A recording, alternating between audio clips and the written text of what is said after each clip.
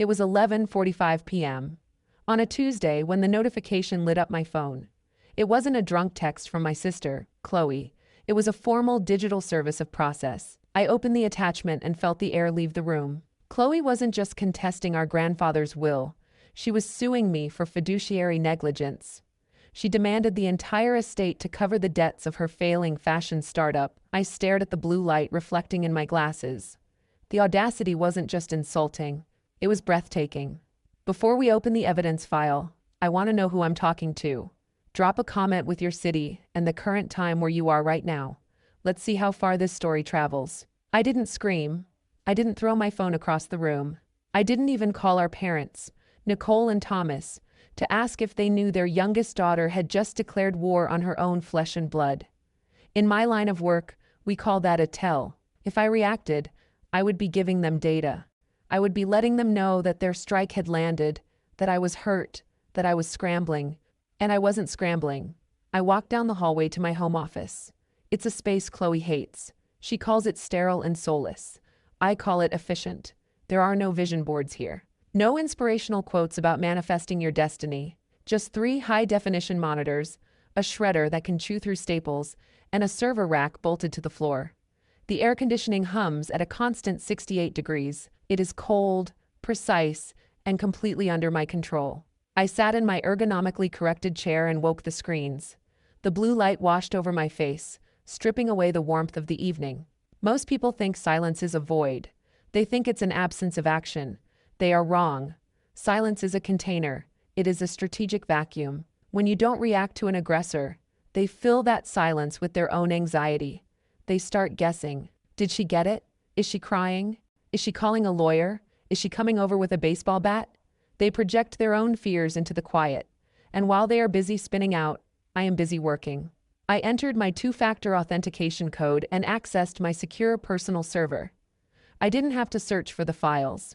I didn't have to dig through old shoeboxes of receipts or scroll through thousands of emails. I had been preparing for this moment for 7 years, even if I hadn't admitted it to myself until tonight. I clicked on a folder I had created the day Chloe graduated from business school with a degree she barely earned, and a business plan written in crayon. The folder was named Project Golden Child. Inside, the subfolders were arranged chronologically. 2018, 2019, 2020. It was all there. The digital footprint of my sister's entire adult life, financed by the sister she just sued. I opened a fresh spreadsheet. I didn't feel like a sister anymore. I felt like a coroner. I was about to perform an autopsy on our relationship. I started typing. Date, amount, recipient, memo line. I began with the seed capital, the initial investment that was supposed to launch her luxury fashion brand. Then the rent for the loft in Soho, that she insisted was necessary for brand optics. Then the production costs for the sample line that never went into production because she didn't like the texture of the zippers. The numbers began to populate the columns. $5,000 here, $12,000 there. The emergency loan when she maxed out the company card at a club in Miami. The bridge loan when she forgot that payroll taxes were a real thing and not just a suggestion. My fingers flew across the mechanical keyboard. The sound was rhythmic, like a drum beat. Click-clack, click-clack. Every keystroke was a memory I had repressed. Every entry was a time I had said yes when I should have said no. Every dollar was a piece of my own life that I had carved off and fed to her ego.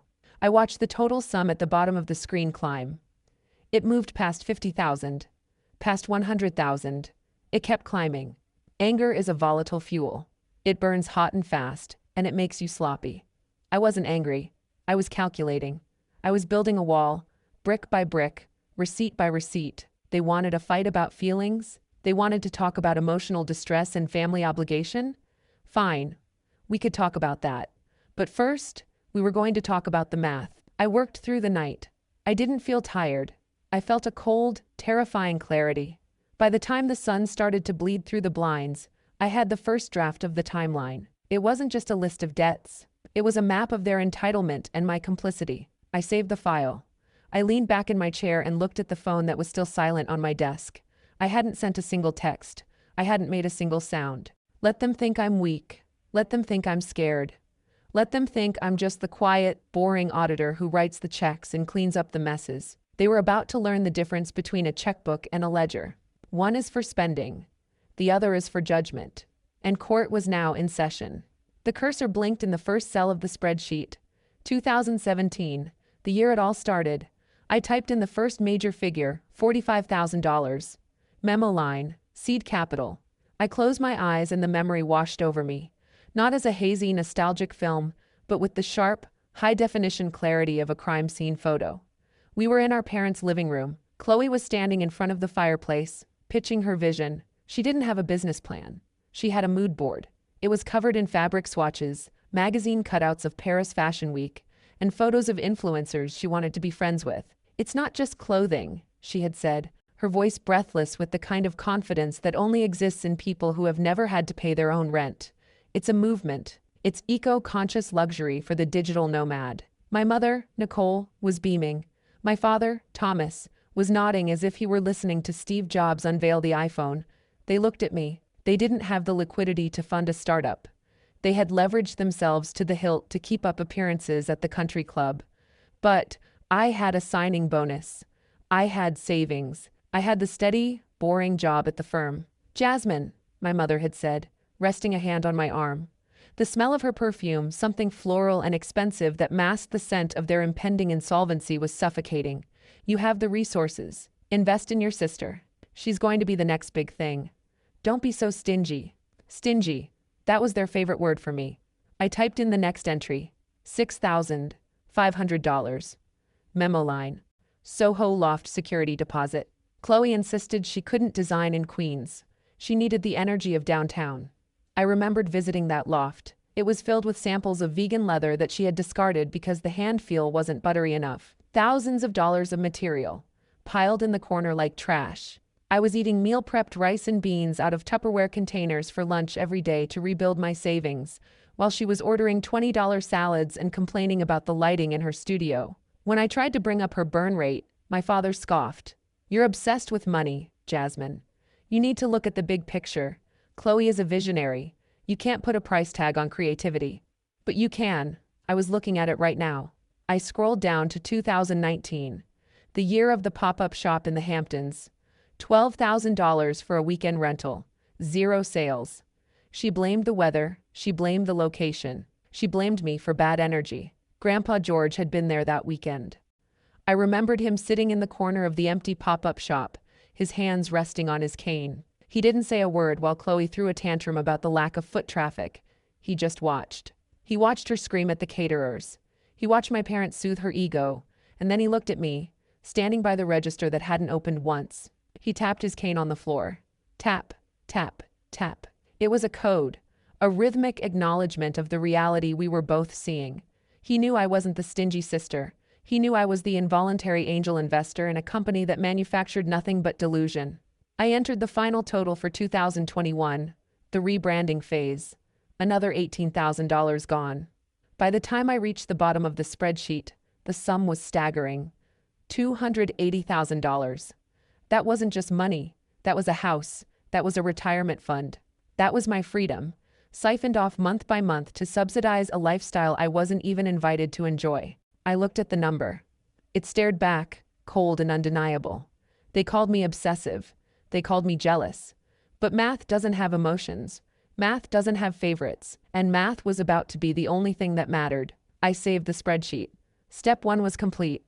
I had the history. Now I needed the present. I needed to know exactly what they were planning to do to me, so I could make sure they regretted every single syllable. I closed the seed capital tab and opened a new document. It was time to prepare for the ambush. 2 days later, my phone vibrated with a message from Nicole. "We need to talk. Family meeting. Tonight, 7 p.m. Chloe is very upset." I almost laughed. Very upset. That was their code for Chloe wants something and isn't getting it fast enough. I arrived precisely at 7. I didn't bring a casserole or a bottle of wine. I brought a black leather portfolio containing a single printed document, a summary of the lawsuit Chloe had filed against me. The living room looked exactly the same as it had in my memories: plush beige carpets, oversized abstract art that cost more than my first car, and the lingering scent of expensive candles. Chloe was sitting on the sofa, clutching a throw pillow like a shield. She had set up a literal vision board on the coffee table. It was covered in pictures of European villas, private jets, and magazine cutouts of Forbes 30 under 30. Nicole and Thomas sat on either side of her, flanking her like bodyguards. "Jasmine," my mother started, her voice tight. "We need to settle this. Chloe is devastated. You can't just cut her off like this. It's cruel." "I didn't cut her off," I said, remaining standing. "She sued me. That tends to put a damper on the relationship." "I had to," Chloe burst out, tears welling up in her eyes on cue. "You ruined everything. You stopped the transfers. My vendors are calling me. I have a vision, Jasmine. I have a destiny. And you're sabotaging it because you're jealous."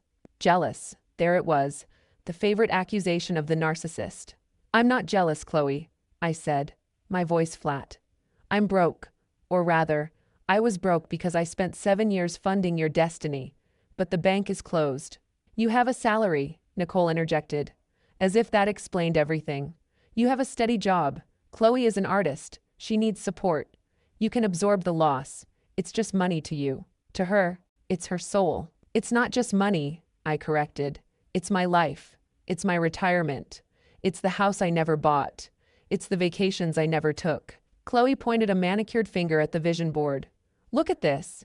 This is what I'm building. This is the future of our family. And you want to destroy it over some accounting error?" "It's not an accounting error," I said. "It's $280,000. And now you want Grandpa's estate too?" "Grandpa wanted me to have it," Chloe screamed. "He knew I was special. He knew I needed it to launch. You manipulated him. You poisoned him against me." I looked at her, really looked at her. Her face was twisted in a mask of pure, unadulterated rage. It wasn't the rage of someone who had been wronged. It was the rage of someone who believed they were owed the world and was furious that the delivery was late. This wasn't gratitude. This wasn't love. This was a transaction. And in her mind, I had defaulted on my debt to her. "I'm not dropping the lawsuit," Chloe hissed. "I'm going to ruin you. I'm going to go on social media and tell everyone what a toxic, abusive, jealous sister you are. I have followers, Jasmine. I have a platform. I will destroy your professional reputation." The room went silent. My parents didn't scold her. They didn't tell her that was too far.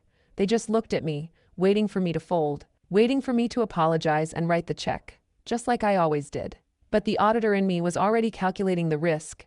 The threat to my reputation was real, but the threat to my self-respect was greater. I looked at the vision board one last time. It was a collage of delusions. "Do it," I said. Chloe blinked. "What?" "Do it," I repeated. "Post whatever you want. But before you do, you might want to check your own books. Because unlike you, I kept receipts." I turned and walked out. I didn't slam the door. I closed it gently, with a definitive click. I walked to my car, the cool night air filling my lungs. I felt a strange lightness in my chest. They thought they had ambushed me. They thought they had scared me. But all they had done was confirm the diagnosis. The patient was terminal. It was time to pull the plug. I drove home in silence, plotting the next move. They wanted a war? Fine. I would give them a war. But I wouldn't fight it with social media posts or vision boards. I would fight it with the law. And I would start by auditing the one thing they thought was untouchable: their own lies. I didn't go home to cry. I didn't go home to drink a bottle of wine and wonder why my family didn't love me. I went home to hire a shark. The next morning, I walked into the office of Sterling and Vance. They don't handle amicable divorces or custody mediations. They handle high-stakes corporate litigation and hostile takeovers. I sat across from a man named Robert, whose suit cost more than Chloe's entire spring collection. I didn't tell him my sister was mean to me. I told him I was the target of a fraudulent claim regarding an estate, and I wanted to countersue for misappropriation of funds. "This is a nuclear option," Robert said, looking over the summary I had prepared. "If we file this, there is no Thanksgiving dinner this year." "I don't like turkey anyway," I said. "File it." We stopped treating this like a family dispute. We treated it like a corporate audit. I spent the next 72 hours finalizing what I called the audit trail. It wasn't just a digital file anymore. I went to a professional print shop. I had the emails, the bank statements, the text messages, and the loan documents printed on high-quality bond paper. I had it bound in black leather with gold lettering on the spine. Forensic accounting of financial support provided to Chloe Miller, 2017 to 2024. It was 312 pages thick. It weighed 4 pounds. It felt heavy in my hands, like a weapon. But I didn't stop with Chloe. My parents had flanked her. They had enabled her. They had watched me bleed my savings dry and called it support. Now, they were collateral damage. Robert suggested a request for admission. It is a beautiful, terrible legal tool. It forces the opposing party to admit or deny specific facts under oath. If they deny a fact that is later proven true, they can be sanctioned. If they admit it, the fact is established as law. I drafted the questions for Nicole and Thomas myself. Admit that between January 2021 and December 2023, you did not make a single mortgage payment on the family residence. Admit that the funds for said mortgage payments were transferred directly from the account of Jasmine Miller. Admit that you have no promissory note indicating these payments were a gift. It was a trap, a perfect, logical cage. If they admitted it, they acknowledged they owed me over $100,000 in housing costs. If they denied it, I would produce the bank records and they would be committing perjury. I signed the paperwork with a steady hand. I looked at the signature Jasmine Miller. It looked different than it had a week ago. The loops were sharper. The pressure was harder. The sister in me died in that living room when they threatened my reputation. The woman who walked out of the law office wasn't a sister, or a daughter, or a stingy killjoy. The auditor had taken the wheel.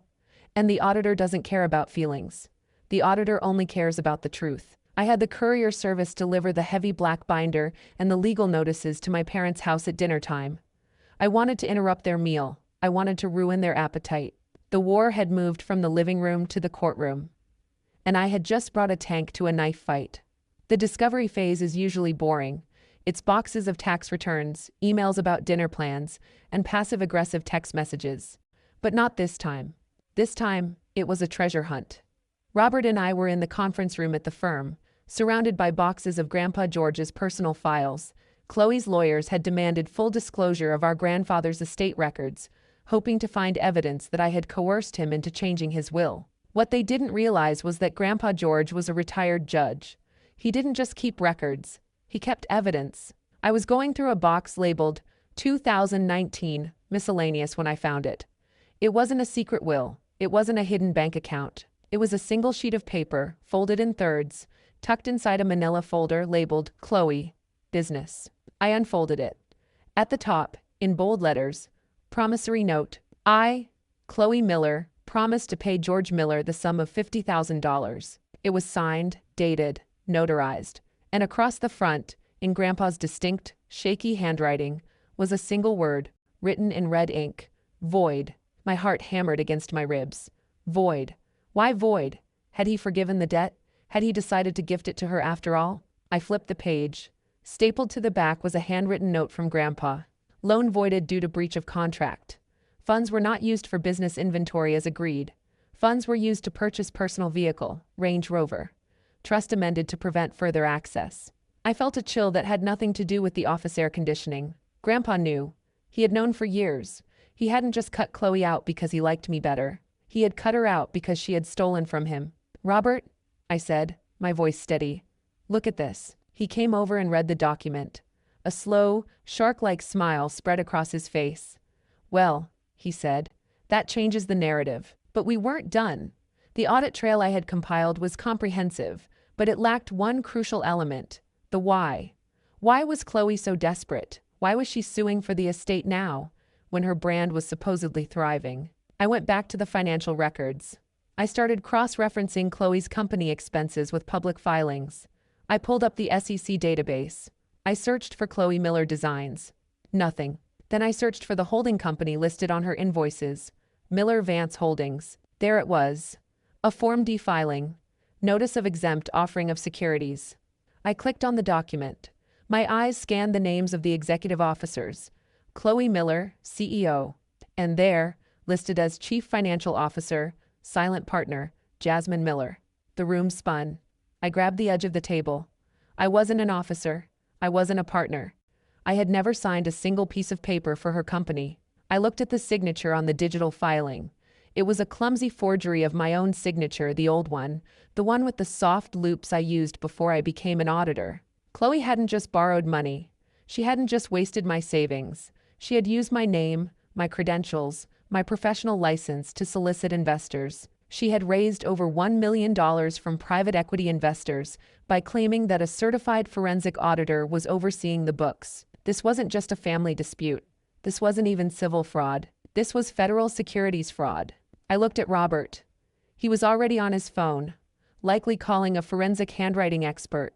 "Grandpa tried to protect her," I whispered. "That's why he voided the loan. That's why he locked the trust. He wasn't punishing her. He was trying to stop her before she went to prison." "Sometimes you lock the door to keep the thief out," I said, remembering something Grandpa had told me years ago. "Sometimes you lock it to keep the child in." Chloe had broken the lock, and now she was going to have to face the wolves she had invited in. I closed the file. The sadness I had felt for my sister, the lingering, pathetic hope that maybe she was just misguided, evaporated. It was replaced by the cold, hard resolve of the auditor. She had forged my name. She had risked my license. She had risked my freedom. The time for protection was over. It was time for the truth. We were in the conference room of a neutral law firm. It was the only way to get Chloe to show up. She thought it was a settlement negotiation. She thought I was going to offer her a percentage of the estate to make the lawsuit go away. Nicole and Thomas were there, looking anxious but hopeful. Chloe was wearing a power suit that cost more than my first car, looking bored and irritated. Her lawyer, a man who looked like he specialized in parking tickets, was scrolling on his phone. "Let's make this quick," Chloe said, checking her nails. "I have a meeting with Vogue in an hour." "There is no meeting with Vogue," I said, placing the heavy black binder on the mahogany table. The thud echoed in the silence. "What is that?" my father asked, eyeing the binder warily. "This," I said, resting my hand on the cover, "is the end of the road." I opened the binder to page 42. Let's start with the basics. Business expense, $15,000 for a market research trip to Tulum. I looked at Chloe. "Interestingly, your Instagram feed from that week shows you at a bachelorette party for your friend, Sarah." Chloe rolled her eyes. "Networking happens everywhere, Jasmine. You wouldn't understand." I flipped to page 89.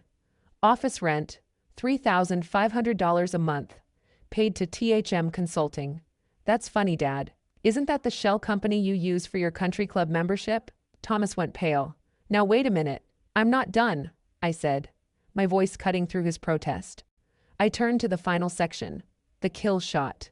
"This," I said, sliding the copy of the Form D filing across the table, "is a filing with the Securities and Exchange Commission."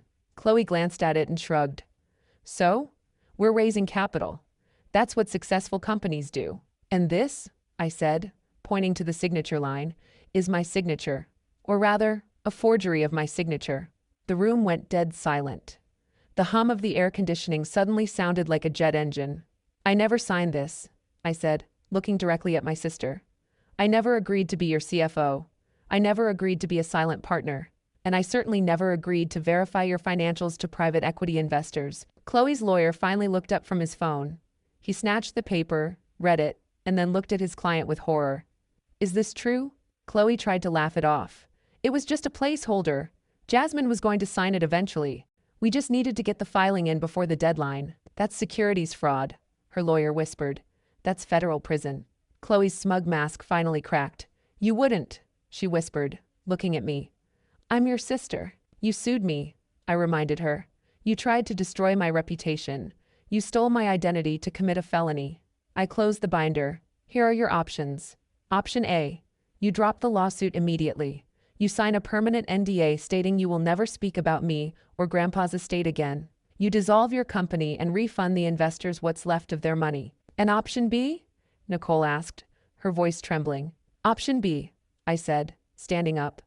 "I walk out of here, and I mail this binder to the SEC and the IRS." Chloe looked at our parents. She looked for the bailout. She looked for the excuse. But there was none. The math was absolute.